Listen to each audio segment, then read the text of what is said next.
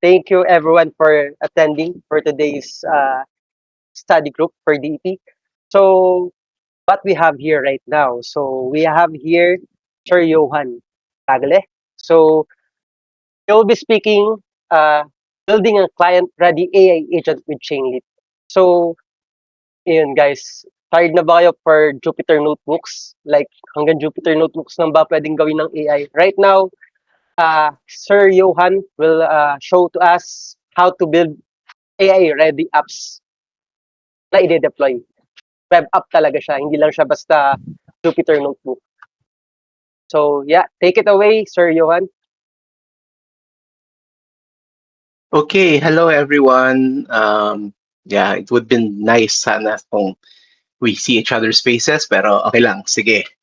So we'll be talking about Chainlit and how you can make an AI agent chat agent for using it. Okay, so what we'll be doing, pero just in case lang, before anything else, because I posted yesterday that people should be cloning this repository and doing at least the quick start configuration. I guess siguro Sir Mm-hmm. Johan, pwede natin Uh, bigyan ng intro sa kanila what is UV. So that mm-hmm. everyone will be able to understand what's really this UV versus the regular Mm-hmm. pip install requirements na ginagawa Okay. natin to install Python libraries. UV is an extremely fast Python manager, a package manager. Let's see if I can. Yeah. Okay. So ito yung nakikitang speed differences when installing libraries using UV versus the other package managers. Okay? Actually, besides the speed, what I really like about it is um, the way it manages everything. Okay? Kasi like before, halimbawa, you need something in a module like let's do say you need PostgreSQL, so you do pip install ito, uh, PGSQL. I can't remember the exact module, and then so nilagay mo na siya, it's working na sa'yo, and then you forget to put it in the requirements of TXT, di ba? So what happens pag ganun? So people can't easily replicate what's your work, make the work you shared run on their machines, because it doesn't know that they don't know that you have to install those libraries. Pag nag UV ka, UV add, it adds that library, or whatever you need, and then it also puts it in the equivalent of requirements at TXT. Yun yung pinaka big na ko. And then also, hambawa, when you're using virtual environments, okay, so sometimes you forget na mag-UV, create ka pa ng new environment, and then saka ka mag-pip install. In UV, you just do UV sync, and it does everything for you. Okay. So that's why I prefer to use UV nowadays, and most people are actually moving towards it. If you don't have UV, I think the main thing difference lang is you'll be using pip, and then you'll be using you won't be using UV run here, but just putting using Python. You'll be replacing UV run by Python, and then yeah, uh, ito pala yung UV run. So yeah, that's for UV. At the end, you have something that's really capable a really capable agent.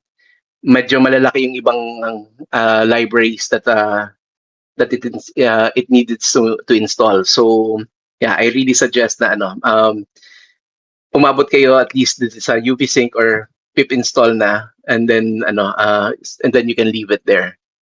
Okay, so okay na si Nini.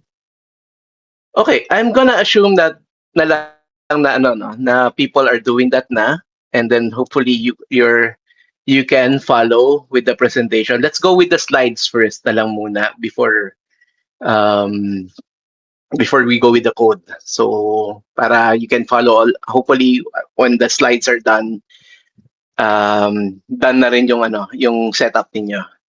Okay? Okay. So these slides are, hindi ko pinaghirapan yan. You notice it's done by Notebook LM. So yeah, we really use AI to help us do our stuff already, diba? So we'll be building a client-ready AI agent with Chainlit. Okay. So first, let's talk about what we're building. Okay, we're building for this fictitious restaurant based in US. Okay, based in US na keeps missing voice calls and voicemails, and the people there are answering repetitive questions, diba? And then missing reservations and people overwork staff. So it's either um, when people are working, attending to existing customers, nobody's able to answer calls or Facebook messages, diba?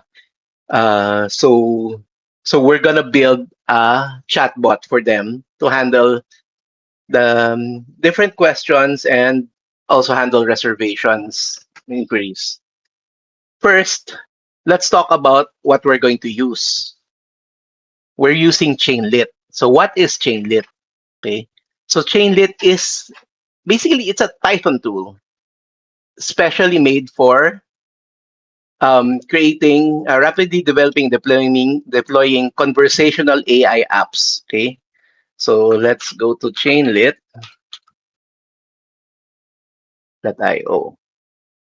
Okay. So that's the site, chainlit.io. Okay. Um, so it's an open source Python package. Okay. So specifically for developing conversational AI applications. So the focus here is doing it quickly, build fast, and the absolute minimum Chainlit chatbot nga is less than 20 lines of code. And then, if you're familiar with Python decorators, that's what it's using. Decorator-based approach yung development using Chainlit, and you will see that in the code later. Okay. So it allows you to run large language models and application logic using a fully functional web app chat interface. Okay. And it's compatible with Python programs and libraries, and you can use it with popular frameworks like LangChain, the OpenAI ecosystem, Python libraries, and other things. Okay. So why do we want to use Chainlit? Okay. So it has many features already. So you can add authentication, you can have data persistence for collecting, monitoring, analyzing user data. And then you can easily put things like that will show the user that you are either the bot is thinking or doing something in the background. That's why it's not immediately giving a reply. Okay.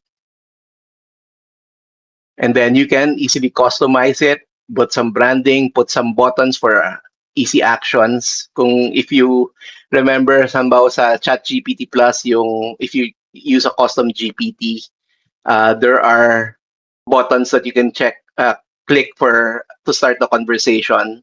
Yeah, you can have something like that in Chainlit. Okay. And then again, for flexibility naman, so you can do this for multiple platforms, and you can integrate then RAGs and tools. So mamaya you will see that we are using tools for things like retrieving the business information. and menu of that restaurant, and then we'll also be using RAG to get more information. Halimbawa sa tool generation, nandun lang yung menu. Pero yung descriptions ng mga dishes and how they relate to each other, what goes well with what, dyan papasok yung RAG. Okay, so far. So what are we doing? What we'll be making? First one will be having the ultra minimum chatbot. Okay. So ito yung sinasabing less than 20 lines. Okay. And then we will start giving it personality. Yeah, mainly giving it a system prompt and a starter message. Okay. So the system prompt will give it personality and give it some instructions on how to talk with the user. And then we'll start building trust and safety by putting guardrails. So guardrails will be, there are two types. So input and output. Okay, so we want to don't not have to answer to off-topic questions, like if you're asking the restaurant chatbot for if for about political things, or totally non-related. And then output guardrails also for to prevent hallucination and um, inaccurate information, and even to prevent from answering things na a crafty user is able to put by having a crafty message that nakalusot dun sa input guardrails. Okay, and then have an escalation path when to know hand off to a human. Then we make it useful with tools. So things like checking for availability and making reservations. Yun yung main na gagawin nating tools dito. Then we will add RAG for to be able to have more information in its arsenal. Okay. Technically, actually the first time I made a voice agent, way back in February, nilagay ko lahat in system prompt, all the instructions and all the information it needs, so the menu and all that. Nag-work naman, pero it was slower than it could be, and also it was spending more LLM credits kasi syempre LLMs, remember, they are charging you for both input and output. Eh since ang laki ng system prompt plus yung message pa nung user, mataas yung input cost natin. Okay? So putting things in RAG and in tool coils instead of everything in the system prompt helps manage your cost and efficiency. Then a little professional push. Disclaimer lang, hindi siya umabot sa ganitong kagandang yung sa after na yan. So pero we at least were able to put some buttons there. Okay.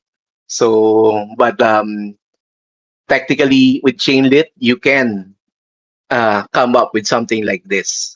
Okay. Okay.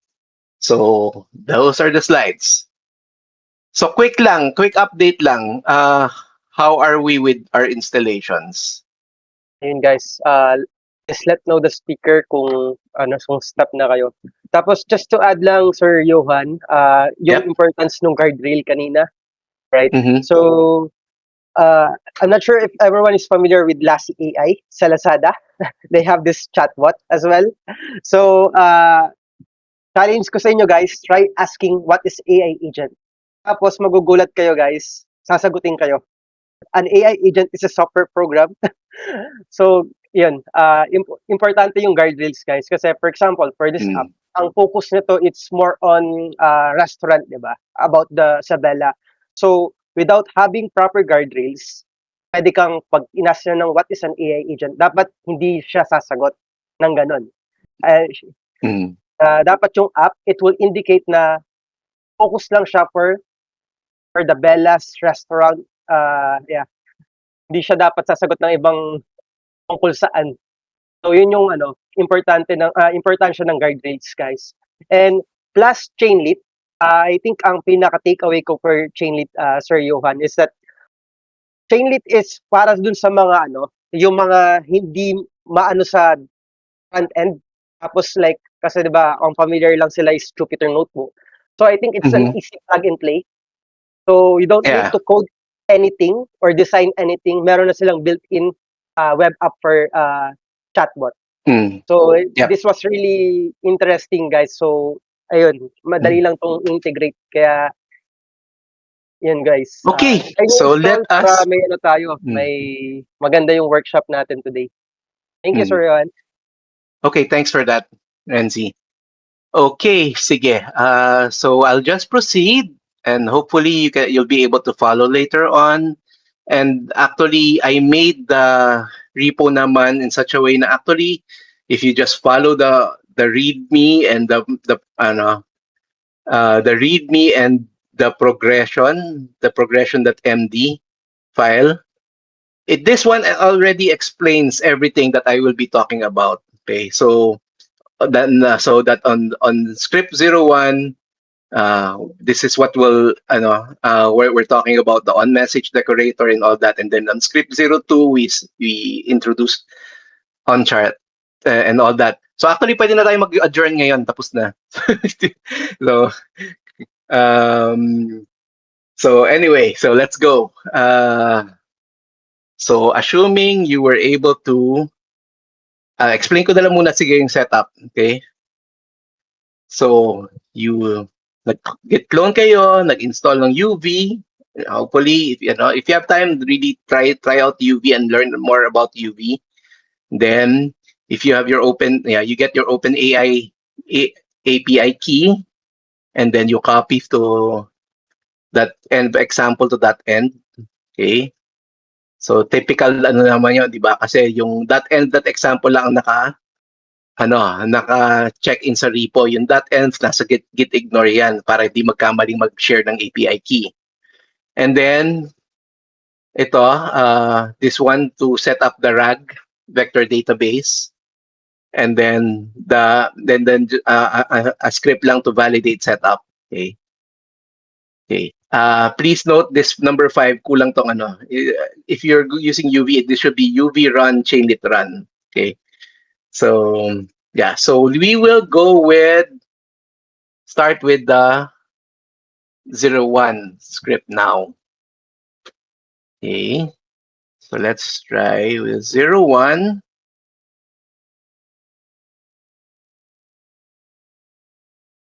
Okay, good. Thank you.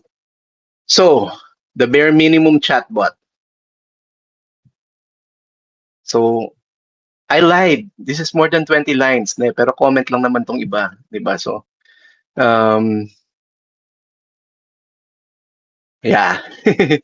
Yeah, need nyo na API key. Need to work with an LLM. Okay, so and yun lang I made this para lang mabilis magawa.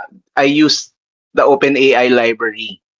But you should be able to change this to use, kung you're using Olama or OpenRouter, which is basically using OpenAI rin naman eh. Yun. Okay. So, independent ba kung anong model? Yes. You actually can set the model. Nasa .end din siya. So, I will show my .end. Hindi nyo na makita yung buong API key. Saka hindi nyo makakopya yan. Okay. And then, so I made this na 40 mini. Pero I also made the code na if you don't specify it there, andun 40 mini. Pero you can override it using okay. Okay, like doesn't matter if open. Okay, I believe si Gemini naman is following the OpenAI libraries way of calling. So I think it will be easy for you to move to to Gemini if you want. I believe ang hindi lang talaga sumusunod is si Anthropic, no? So, pero if you wanna use Anthropic models, you can still use it by, I think, via, no, Open Router. So, yeah. So again, okay, going back.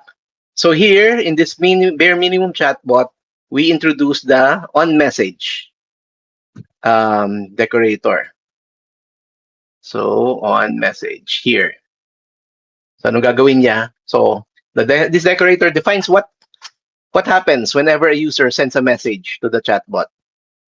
So ang parameters niya, yung ano message, and then which contains the user message via message.content. So, okay. So key lang is that it's async, di ba? So and then also it contains this part, the CL message that send pattern. Ba't ka lumipat? Sorry. Nag-click kasi ako doon. Okay. CL message here. Okay. So once nakuha yung response, it will send that message to the what do you call this? To the user. Okay. And then here we have a basic OpenAI integration. Okay. So let's run it. So UV run chainlit run scripts and 01 bare minimum. Ta-da! So here we go. So let's ask it a question. So this is the most basic one. So hi, I'm Johan.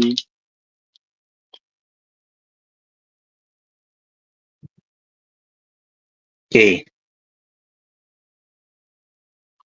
So you will notice, since this is the most basic nga talaga, so you will notice, let's try this. I just told it my name, pero hindi niya alam. Di ba? So, so that's what it means here by when I said here na wala siyang no session management, okay? And then it doesn't have any system prompt nga. And then no streaming response, no welcome message. Okay? Okay. Difference ng no clarification. So session management is really more of the memory within the session. Okay, how it handles it remembers the previous messages within that session. Yung conversation history and memory, we usually refer that to hanbawa later on kung may if you want this to be able to handle um a returning user and then refer to its previous chats then. We are not actually going to cover that today, just FYI, but that is something that can be added later on. Okay, so now we will switch to with system prompt. Close na natin to. Close din natin yung iba muna. Ayun, nandun yung system prompt. Sige, dito na tayo. Yan.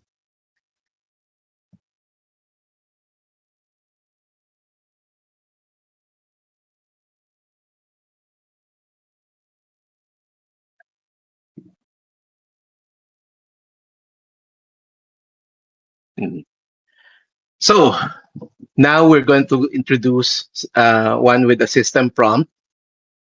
Okay, Control C ko muna yung ano. Okay, so here now we have this on chat start decorator. Okay, so asan siya? On chat start, this one. Okay, so this one defines pag nag-start yung session, it will not wait you for your first message. It will actually say hello or whatever you want ito. So meron siyang welcome message na ganito defined here. Okay.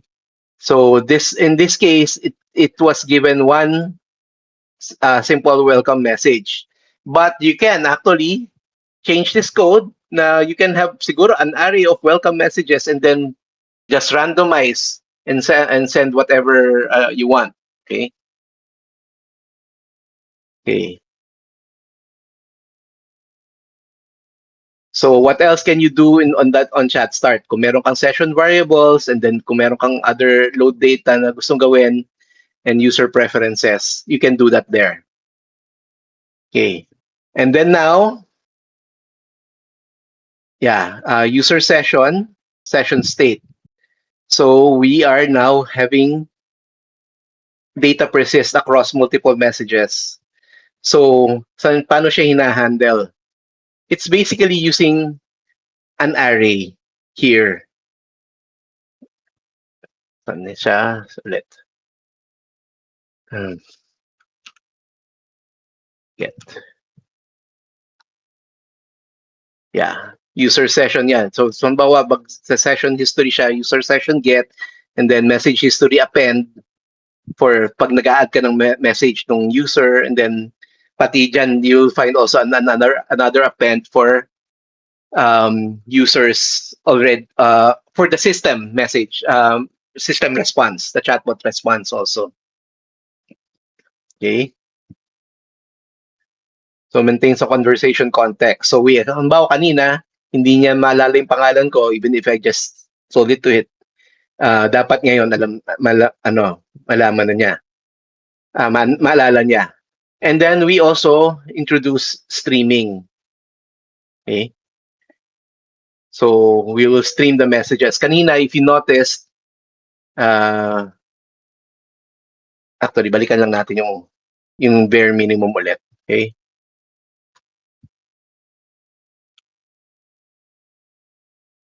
So quick yung messaging niya, no? So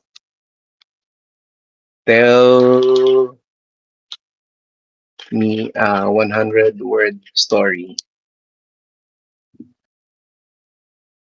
Yeah, it will give you the message in one go. Diba? And also, before we continue, may sisingit lang ako na additional change that which I mentioned in the either in the README or in the progression, where let's edit the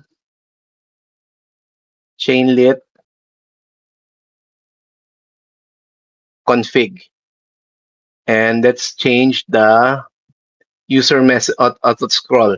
If you notice, it always just displays this na pinapakita niya on top yung latest user and bot message. Naka-scroll up yung older ones. So we want to change that.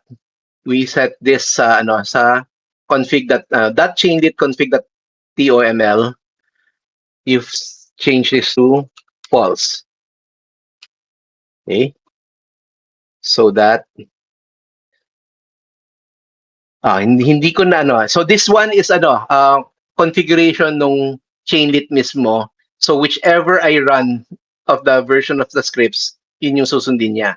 So hindi ko na siya ulitin for 01. Let's proceed to the 02. So 02, okay.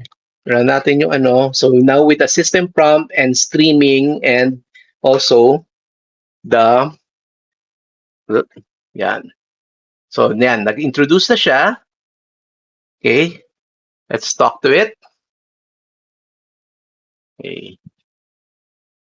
Kaya lang. So let's ask it.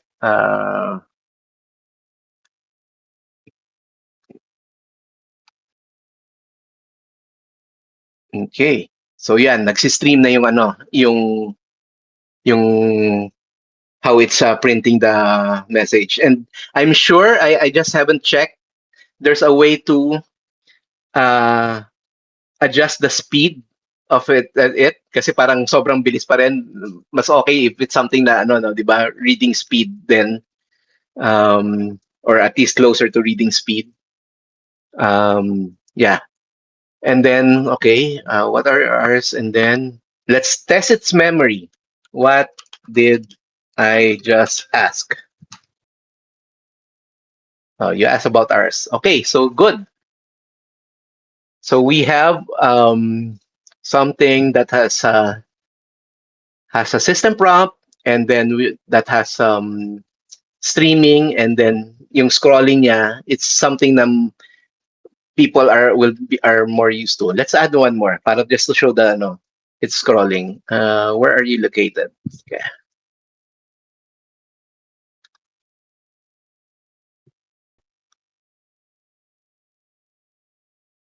There. Cool. So okay, let's move to the next one. Teka, what else? In case lang Okay, system prompt. So yeah, of course, the system prompt is not a chainlit feature. Okay, a system prompt is something that you set in any AI application when you call the uh, LLM, right? So let's now go to guardrails. 03 input guardrails. Okay.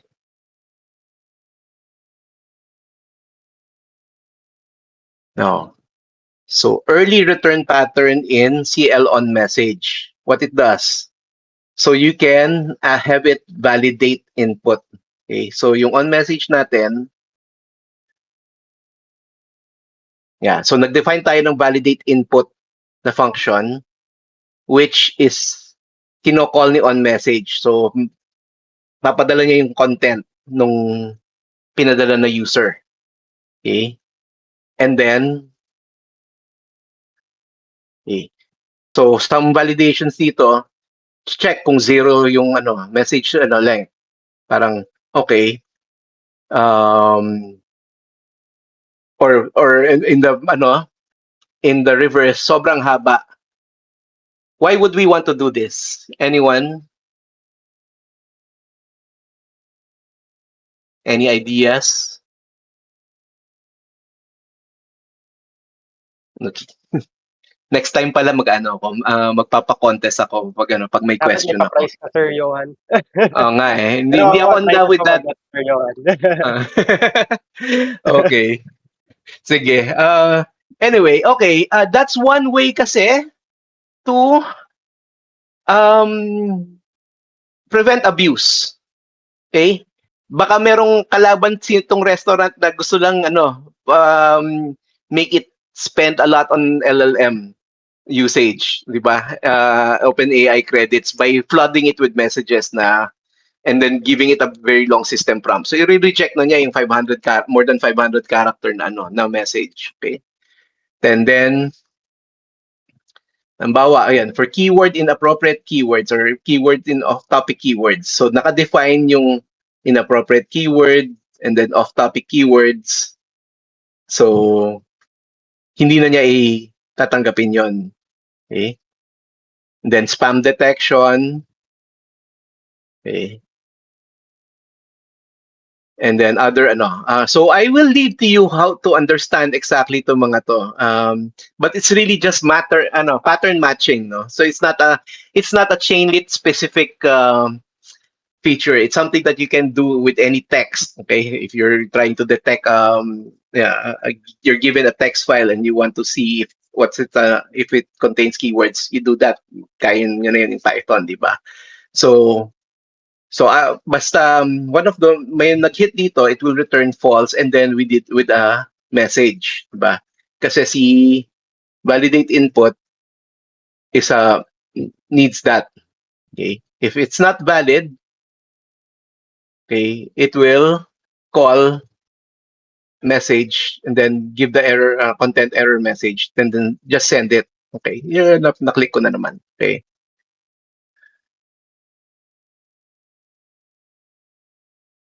So yeah, so saves API cost by rejecting bad input early. So hindi na niya papadala sa API yon, sa LLM yon, and then provide immediate feedback, okay, without spending on AI credits. Okay. So yan. So yun yung mga patterns that you check niya. So let's try it. 03A.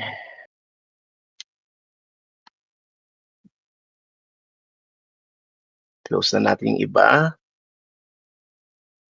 Okay. Tell me about the politics of Donald Trump. Ayan. So, ang bilis, di ba? Definitely hindi na tumawag ng LLM yan, di ba? And then, uh, you can try it with a very long message. Okay? Wala akong na-prepare na ika-copy paste for that. So, yeah, just try it yourself. Okay? And then, okay. So, but let's make sure then that it will still answer um, questions it's made for. So, yeah, there you go. Okay. Now, I'm going to try something here. Okay. Uh,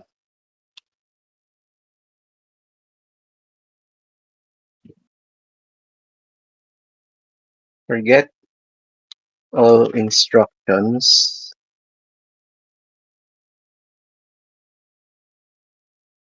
Ah, hindi rin to lulusot. Um, Forget all in. That's it. Let's see.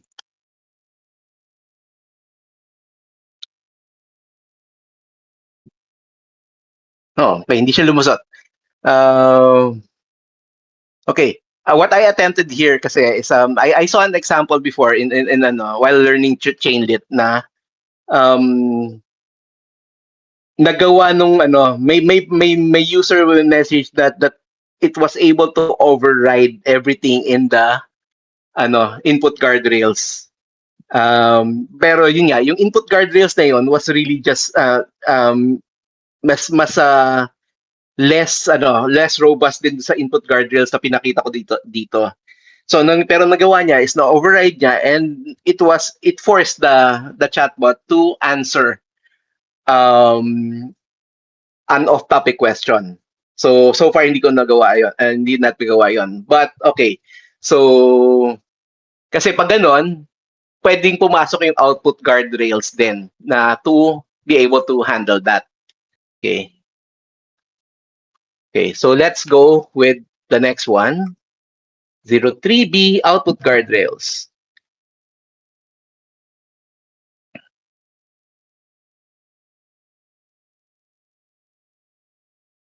Okay. So output guardrails, so meron siyang ginagawang escalation. Okay. What it does, so detect sensitive situations. So halimbawa, may um, the things we will try later, na talking about food poisoning or asking for refunds. Okay, na hindi siya trained to handle it, pero it's still related to that to the function of the chatbot as a concierge for the restaurant. So it will know na okay, the guardrail should tell the tell that using the guardrails, the chatbot knows that it's not supposed to give an unrelated or hallucinate with a response, but to escalate it to a human. Okay, so here nag-define tayo ng need escalation. Yan, handle escalation. Okay. So things like ito, magbibigay na siya ng number to please handle, then or kung legal issue, kung gusto silang isue, ito binigyan sila ng information, financial dispute, a management request, general complaints. So rather than trying to hallucinate on a response that it's not trained for, ipapasa na niya kagad to a human. Okay. And then syempre with this additional tools, you need to update then your system prompt to be able to handle it. Use those additional tools, no? So yeah, critical rules. You must follow these tools. So yeah, if you don't know something, I don't have that information. Okay, yan. So let's try this one. Okay, 03B.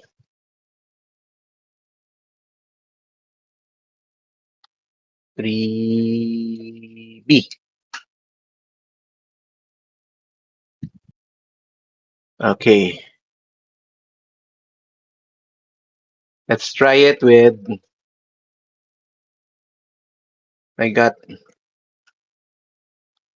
I love the pasta, but I got food poisoning.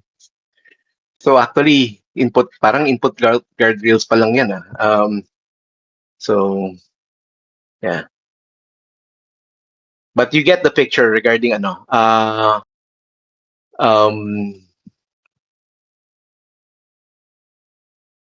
the input and our output guardrails. Okay.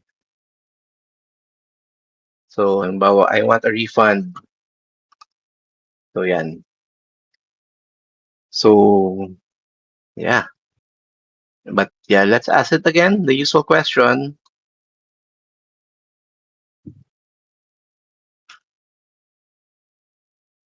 Then, yeah. So it will answer the usual way. How it call the LLM for that. Okay.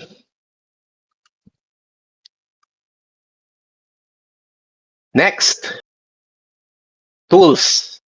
So we now add more tools in our script so that we will uh, na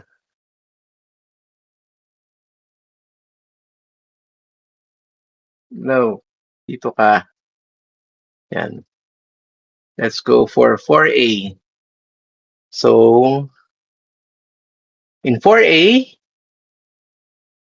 what do we introduce in 4A? Tools availability checking. So CL step is a decorator for tool calls. So what it does is creates a visible step in the UI showing tool execution. So for example, here, check availability tool. So CL step. Hanapin natin yung part ng CL step niya. Yan, check availability. Okay. So it will be checking availability using this simple. It's not even using an LLM for this availability check na. So parang it's really Python logic lang talaga. But it will do that, and then it will tell you that's actually doing something instead of not parang keeping the customer hanging. Okay, we will see this happening in the demo. So users see what the bot is doing. So yeah, and then we also here introduce here the OpenAI function calling integration. So we have here tools defined this way. So this is specific to defined by how this is done is specified by OpenAI API, so that you have a function definition. Okay? This tool definition pala, I mean. Okay? So enables to call Python functions to take action. So what happens here? Okay, the system using the system prompt, the LLM. Teka, where's the system prompt? Ulit, yan. Okay.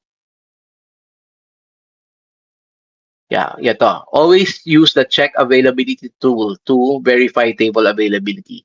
This is what will prompt the availability checking, calling this tool definition. Okay, this tool for that.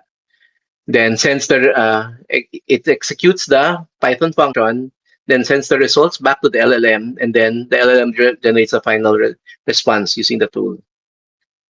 Okay.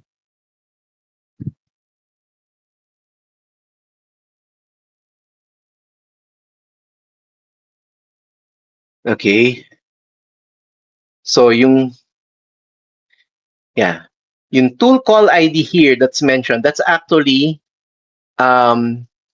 generated by the LLM when it's when you call it. Okay. So let's run this for A.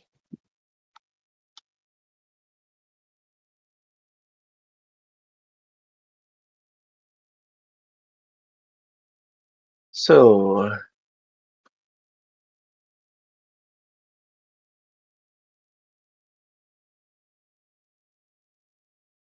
let's ask it a question.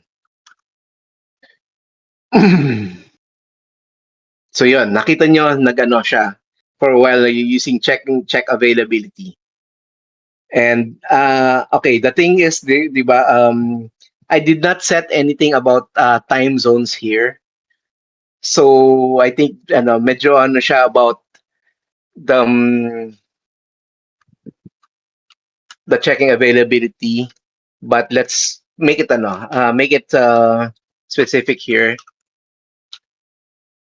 December 5 ang ano no 2025.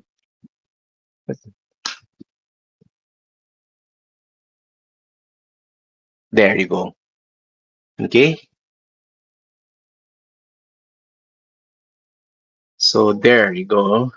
So ito, nag-check pa lang ng availability. We have one tool. Paano kung gusto na niya magpa-reserve? Okay? That requires another tool to be used.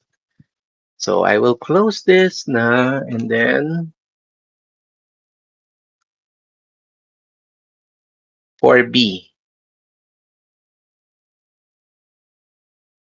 Okay? So you will see that we now have two tools. Kanina we only have check availability. Now we have create reservation.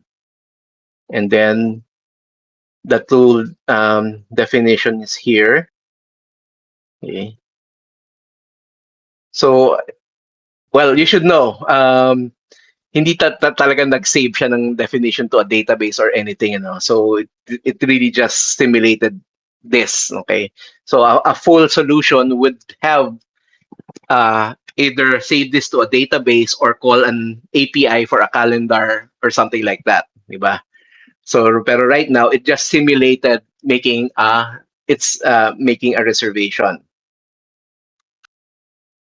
Kasi those things naman are not chainlit specific. It's the specific to the system you are going to integrate with or develop. Okay.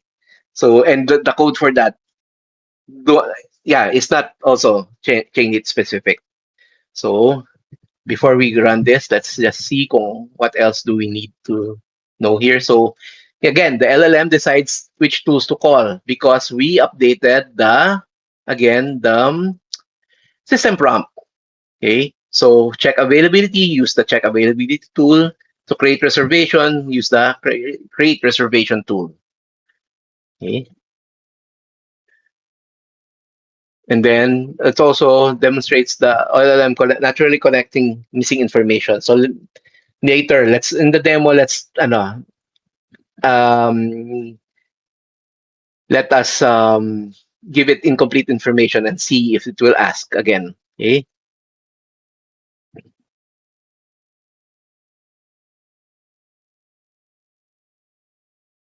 So yan, let's run it. Okay, reservation tool. Okay. Again,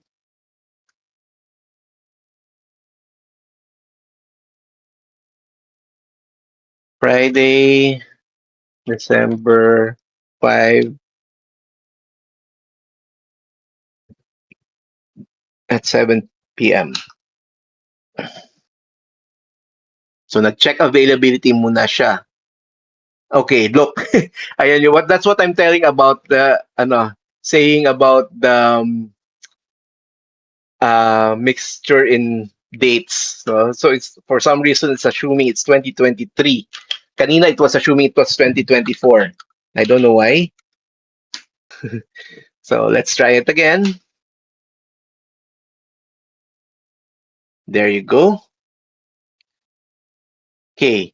So Johan Tagle. Sinabi ko na sinabi ko na pala yung party of four. So they'll just see let's see nga if this detects if that's the name. Thank you, Johan. Phone number. Okay.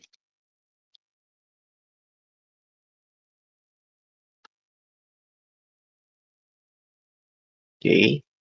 Then, saka lang niya i-call yung create reservation once it got the complete information.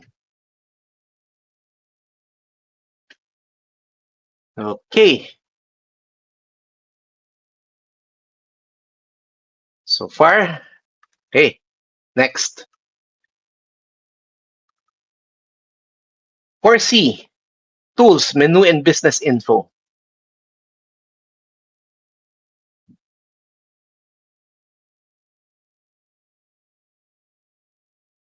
So, let's take a look first at yung meron data dito. Data, under data, there's embeddings and there's restaurant. Yung embeddings, that's generated when you run the setup script in the installation steps, no? Yung, and that's not part of the code. It's not something, it's in git ignore actually. Okay, so business info.json. So yan. So here we put things that are that are can be directly answered. Okay, so special features, gift cards, private, yan, things like this, as well as contact info for private dining and all that. So marami kang pwedeng i-try na tanungin, and then for business hours. Okay, and then menu.json. So there's your menu. Okay. So yan. So this is something, yung mga basic na na madaling masagot, you can put in this kind of data so that you don't you can have fast tool execution instead of um, relying on RAG. Okay, later yung mga mas complex na data and yung unstructured, yun yung pwedeng mas okay na ilagay sa RAG versus this. Ito, you can also put this kind of menu in RAG, pero these things mas what do you call this? Mas predictable yung response if you use it using a tool that has this kind of structured data. Okay. So what does it do? So bawa get menu, call niya yung get menu, and then so yeah, to be able to answer this thing. Okay. So let's go for asan siya? For C. So let's take a look at the system prompt here. Ano na bago sa system prompt? Yan. So ito na, okay? For get menu questions, use get menu info tool. And then for hours, location, parking policies, use get business info tool. For reservations, use check availability, then create reservation, pinagsama na niya. And then, yeah. Okay.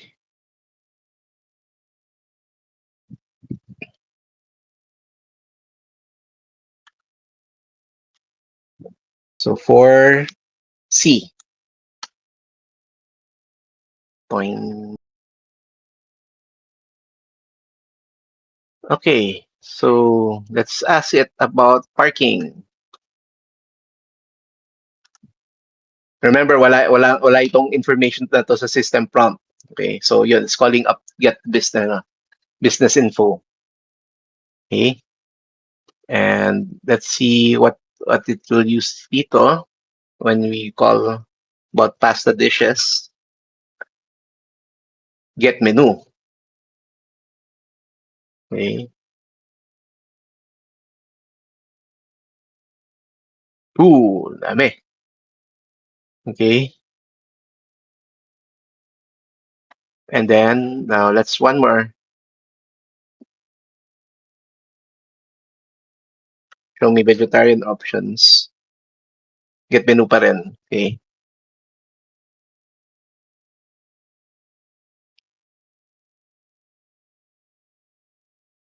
There you go.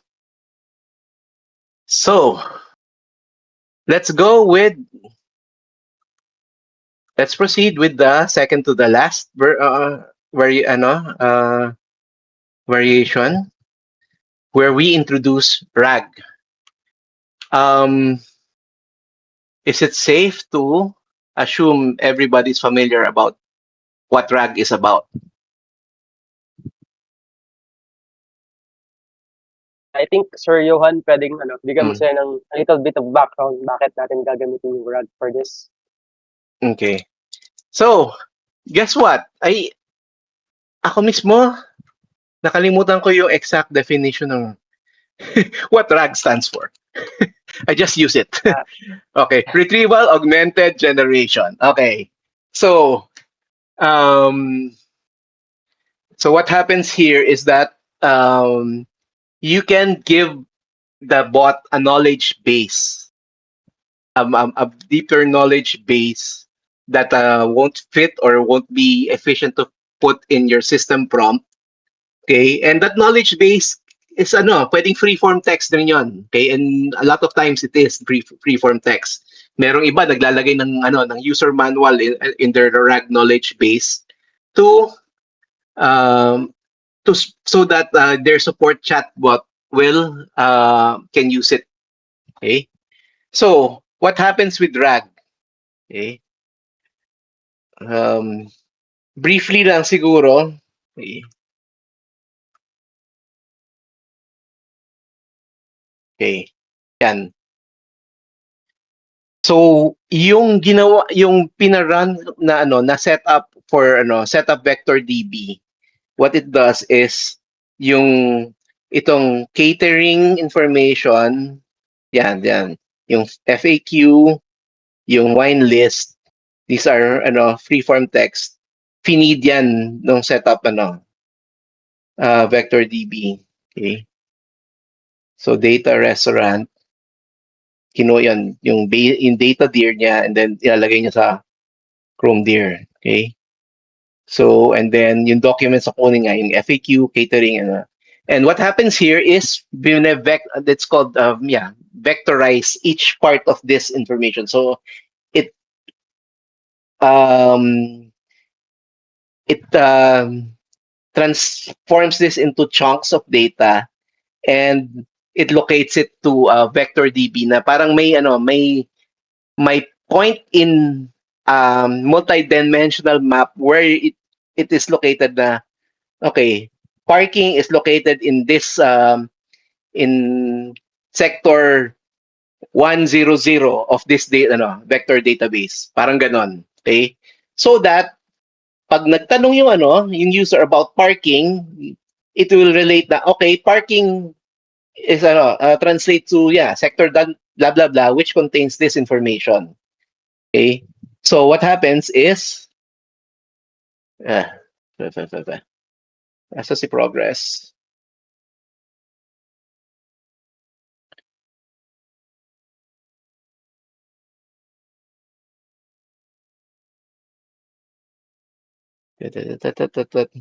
What happens is kinuha niya yung parking information, and then if i-feed niya, isasama niya yon sa when it calls the UK. May tumatawag sa akin from UK. I don't know why. Anyway, later. Saan na siya? Sorry. Final polished. Okay. Returns the relevant excerpts and then adds it to the message to be sent to the LLM, and then so given that information from parang additional context for the LLM. Sorry. Let me just quickly answer this, okay? walang Sir Johan. Hello?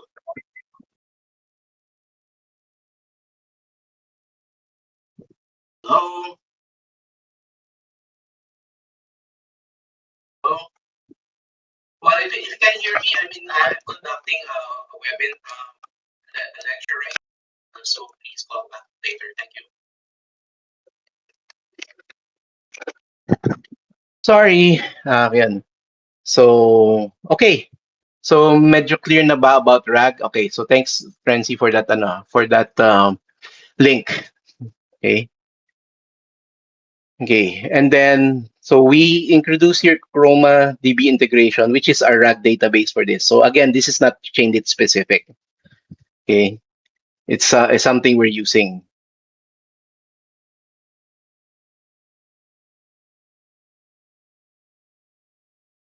Yan. So basically, asan si on message? Kapila si on message. So si on message. So retrieve relevant. Oh, yan. So RAG enabled siya. So it will start getting the relevant context nga before building the system prompt. So the system prompt will now be the original system prompt plus this context string. Yan. Which is what it retrieved from the RAG database. And then saka lang i-add pa niya yung user message and then finally do the LLM call before making the response. Okay? So let's do this. 05.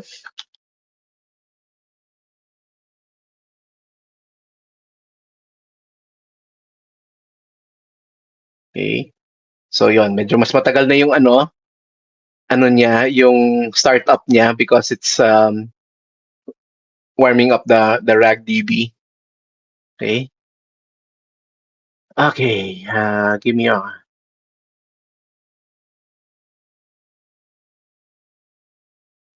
Let's see. Do you cater weddings? Yon, using retrieve context. So yeah, it used the tool to retrieve context from RAG database. And then how about let's see about what wine pairs with carbonara. Walang ganun doon sa original natin, yung JSON data. So magre-retrieve context ulit siya. There you go. Now, let's go finally to the last one. So yeah, it's basically this one adds conversation starters, quick actions. Okay, okay. I will admit to you, this part I totally vibe coded. Okay, so so hindi ko pa rin napag-aralan yung output niya. So I won't really be able to explain it to you. So but it's something that you can just build on top of okay. And meron naman siyang binigay na ano dito. What do you call this? Explanations. Okay? So let's just run it. Okay?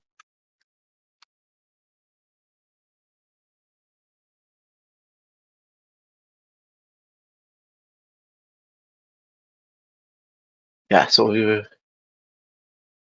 yan. So meron na siyang ganyan. Okay, with some better looking icons and then may quick action siya. Okay, so let's make a reservation. So yan, ano na siya, nagtanong na what time. Okay, so December 10, 2025, 12 noon. Let it ask some more questions. Okay. Let's see. Okay. Yeah. So converse. So let's see about the entries. Yan. So may quick conversation starters siya. Okay. So there you go. Yeah, there's a lot of other things we did not discuss actually, and I'm also discovering myself. So if you want to take a look more the other capabilities, syempre there's that the Chainlit website, and also take a look at the config.toml, di ba? It will give you ideas of what's possible. Okay, like process and display HTML in messages. Okay, or use latex or things like that. So there are other things that you can still do, and I haven't tried this at all. MCP integration. Yeah, may audio rin. So, hindi ko pa natatry yan at all. So, sige, I think Q&A muna tayo before closing. Yun. Sir Johan, ako lang dagdag ko lang din with Mhm. what you have presented. So, pwede ba para ano, like, could you explain yung particular sa rag part, dun sa may basic ba yun or something? Kasi para they know how they're like using it really to add context versus dun sa mga previous examples mo. For example, here, if Mhm. you could show them some part yung code na yun, so that you will be able to like really understand them Sige. how it Okay, started. Yeah. let's call it the rag basic, okay?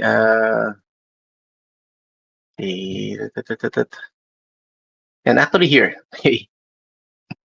On message, di ba? And then actually sinimplify na niya yung other ano dito, guardrails dito. O nga no, parang tinanggal niya yung ibang guardrails. Hindi ko na check this part. Okay, not na. But okay, nag-rag tayo. So here we have the message from the user. Okay, step one. And then that message is fed, okay, to this. So context, retrieve context. Okay. So go to definition, retrieve context. So yan, this is ano, basically this part parang magko-call ka pa rin ng ano um ng was a special ano computation to get nga yung kung saan siya within the RAG database to look for information related to yan kung nag-specify about parking, about events, yan. Hanapin niya in ano in the whether it's in the FAQ, in the catering and all that, diba? So balik tayo doon. So yon, once nakuha yon from the RAG database, so makakuha niya halimbawa nga yung nagtanong siya about buffet service. So chances are nakuha niya to.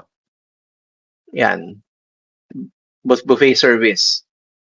So this becomes part of the system prompt na binubuo, the full message na ibibigay to the LLM. Okay?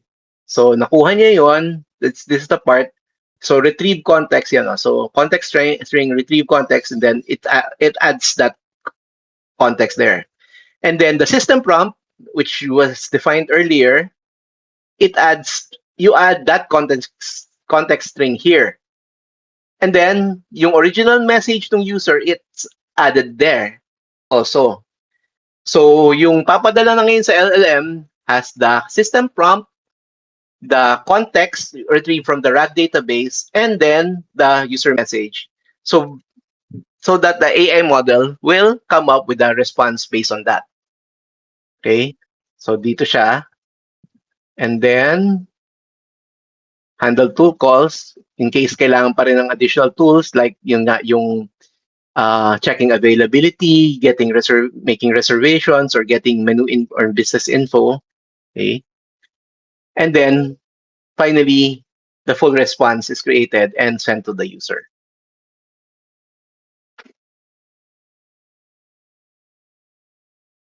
I hope that was clear. Sir Johan. And then Mm. dagdag ko lang for rag guys. So hindi lang tayo limited for text kasi yung sample ni Sir Johan, this is the data source was JSON, right? But you can actually use Excel, CSV, PDF, anything Mhm. type videos, audios, you could use that one. You could vectorize that one here. Kasi right Mhm. now, yung na-mention ni Sir Johan, yung embeddings. So regardless of ano yung source niya or ano yung format niya, structured or unstructured, you can vectorize them. Pero careful lang tayo sa cost din, saka sa speed. Mhm. Kasi may latency Yeah. pag malaki yung vectorize natin. Ano yung ginamit mo rito for pang vectorize, Sir Johan? Did you pang generate ng embeddings?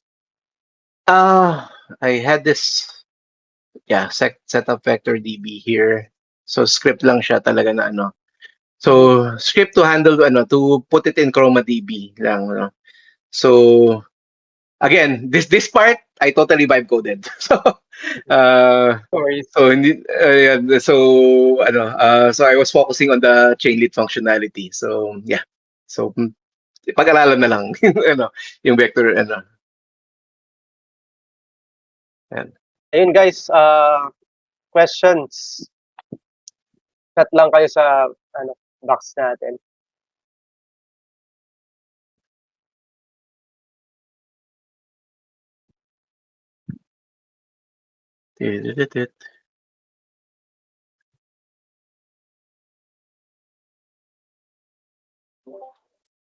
Sir, ako may question. Curious lang ako ano yung nangyayari when dun sa app po mismo or dun sa Chainlit.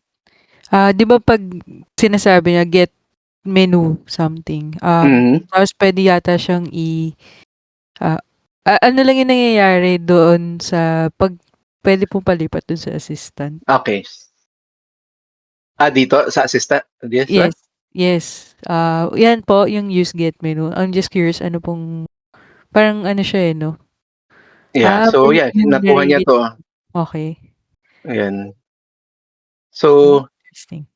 so this relates yung use get menu, use check availability, create reservation translates to the uh what asan si ba't ayaw mag-appear no ano? Nasaan si VS Code? Wala. Yun. Okay. Translates to the tools. Okay. Final polished. Diba? We created a map of tools here. Okay. So check availability, create reservation, get menu info, and each one has actually a tool has a function with the tool decorator here. So ito check availability, di ba? About that, yeah, checks the availability, create reservation, yeah, get menu. Okay. So actually, yung chained version, yung chained part lang nito is this part. Okay. Kasi parang, and this one is plain Python. And you can just, and yun nga, yung halimbawa get menu, hindi, mas maganda, yung create reservation. So ito kasi, gumawa lang siya ng reservation na, yeah, wala nga, walang saving to a database or calling any calendar. So this really is just, simulating the reservation creation, di ba? Similar to the check availability. So may mga rules lang siya. Yun. Did that answer everything? Add ko lang Sir Johan, yung nakikita kanina dun sa ano, parang ano siya, Vani, treat of it as a callback. Yung sa iba, 'pag yung mga ano siya, dine-disable naman yung iba. Kasi for example, pagka meron kayo kay ChatGPT or Gemini, 'di ba mapapansin niyo parang we are thinking tapos nilalabas niya yung chain of thought, how they Mm. are responding on the question that the user asked. So usually, pwede siyang i-disable diyan na part kay Chainlit para hindi lalabas 'yon. Kasi yung iba 'pag, gaano karami yung tools na kinol mo, Mm.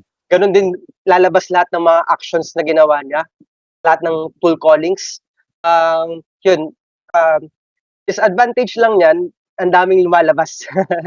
Yeah, So, so you just so right now we really just wanted to show na ayun, mm, it's possible to show the user na what's happening, what is it actually doing, 'di ba? Pero you can tweak it na not to give it more information than what's necessary.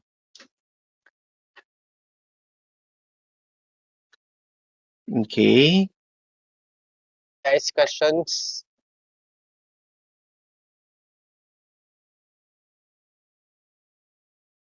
Dun pala sa mga may questions ta's gusto niyong kunyari mag-speak, raise hand na lang kayo, I can give you option to speak din.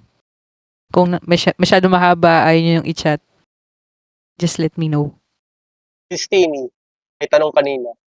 Steamy, baka gusto mo umakyat sa stage. Anong tanong niya? Binoluntol, no? Volunturo? Volonturo. I was ang impression ko sa Chainlit, para siyang more like more like a toy, parang pang project siya, parang pet project or like for simple demonstrations na you want to do this quickly. So, since parang Chainlit yung pangalan niya, para siyang Streamlit. So, yung parang yung Streamlit, di ba? Quick deploy, easy visualization. Pero hindi siya mostly used for like production deployments. Like wala kang makikitang serious prod app na na nasa Streamlit. So Mm. yun, I think this is a good tool. Though hindi ko lang makita yung parang production use case niya. Well, I think it kasi some other things also came up na mas maganda yung UI quickly pa than using Chainlit. But it can be made ready for production if you make some just put a little more work into it, but you can see that it's something that can be made robust din talaga. I see, I see. Pwede ba siyang ma-integrate? Kaya meron akong app na kunyari app ko is web app siya, tapos naka-MERN stack ako. Pwede ko bang i-integrate yung Chainlit doon? Parang ganun. I haven't tried really, pero I see, I yeah, see. cause so far I've used this for for standalone pa lang. Pero I think it should be doable. I see, I see. That's actually cool. Pwede ko siyang gamitin sa use case na meron akong kailangan i-deploy tas need quickly. Mhm. Yeah. Yeah. Ideal siya sa mga ganun. Tapos I guess pinaka-okay kasi Steamy here, if you will be like doing production ready, okay itong Chainlit for parang very general lang yung gusto mong gawin like a chatbot. But if like gusto mo siyang production ready, customize yung design and stuffs, I would suggest yung Fast API talaga. Tapos create your own customizations like JavaScript. Mas maganda yun. Usually, ito rin ginagamit ko dati. Pero nung yung mga simple lang, gusto ko lang siyang ipakita na may web app ako. Kasi instead of like a Jupyter notebook, okay to, parang in just like a 5 minutes, meron na ako agad web app na may chatbot pa. Mhm. Tama. O kaya parang meron kang internal, di ba yung dinemo kanina ng Sir Johan, meron siyang parang, pwede nyo kasing install to sa local nyo, tapos meron kayong internal chatbot or ChatGPT, tapos gamitin nyo si Olama. Yun. Parang personal, instead of like connecting with the OpenAI or Gemini, you could use that one as well as an open source option. Gets. Ila for me. Thank you, Okay. Steve. Guys, wala nang habol. Gerald, special mention kita. Binoluntol ulit yan.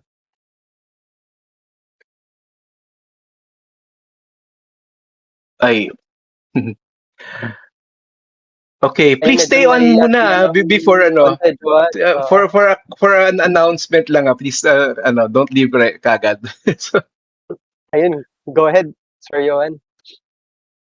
So kung wala nang questions, actually I have this. I included it in the repo. There's an opportunity that TXT here. Okay. So because I'm in the process of talking with different international and some local companies for partnerships. So basically they want to build AI or automation agencies in where they are. So I'm talking may kausap ako sa Hawaii, sa Ohio, and different parts. Baka nga yung tumatawag kanina from Europe, isa yon. But so I'm talking to them with regard to being the technical partner that will help them quickly deploy solutions for their clients. Okay. So pag gumo yung at least even just one of them, and it's a good, turns out to be a really good partner, hindi ko kaya um, i-handle everything. Okay? So there's this link to a Google form if you're gonna express interest. So we will be providing training and freelance opportunities. So please give your name, email, contact number. Okay, and if you're interested in part-time and full-time engagements, just describe your current skills and what you want to learn more and what projects are you interested in. Okay, so we're talking to different companies about building voice agents, chatbots, automations for OCR and other types of applications. So we'll be teaching both no code and coded. So Python. Ako ang specialty ko is Python, and then for the no code yung N8N. So if you're interested, please just nandito yung opportunity.txt na part of the repository. So hope I hear from some of you. Thank you. So that's it. Tama na. And sinend ko Thank rin you. yung link here, Sir Johan, for the opportunity. Thank you. So, yan guys, feel free to reach out and register yung sa form. So, it's really helpful talaga with this one kasi this is really the opportunity na we want as well here in the group. Hindi lang tayo basta nag-study group for AI or for data, but we want to have this kind of like a practical opportunity to implement those skills na inaaral natin. So yan, this is the best opportunity for us. Kaya yun guys, register na. I would love sanang i-podcast si Sir Johan pero sobrang overtime na tayo guys. Pero thank you so much first of all kay Sir Johan for this one. So by the way, feel free to add our speaker, Sir Johan sa LinkedIn. Let me just paste it here yung LinkedIn account ni Sir. Yeah. I-promote na natin yan. So, Sige lang. Kasi it's a good opportunity din to network, guys. Mhm. Let me just place it here. Yeah. So, add our speaker.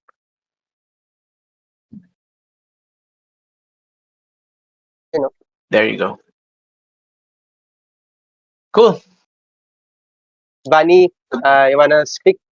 Yes, sige. Thank you ulit sa lahat na nag-join. Hopefully, doon sa mga susunod pa nating study group, mag-join din kayo ulit. For anyone who would like to also be Sir Johan here, talk din about their projects, anything related to data and AI, we are open to have other speakers as well. Nandito yung, nasa chat din natin eh. I just can't move so much sa screen ko ngayon, pero we have Post a ko na rin volunteer here. for yes, sige, Rani. thank you Renz. Yan. So kung may gusto lang mag-volunteer, anything related to data and AI, just fill out that form and we'll reach out to you on the timing kung kailan kayo pwede. Yan. Thank you so much, Sir Johan. Thank you, Renzi. Thank you. Thank you so much, Okay. Bunny, as well. Salamat, Okay, guys. thank Good you. night.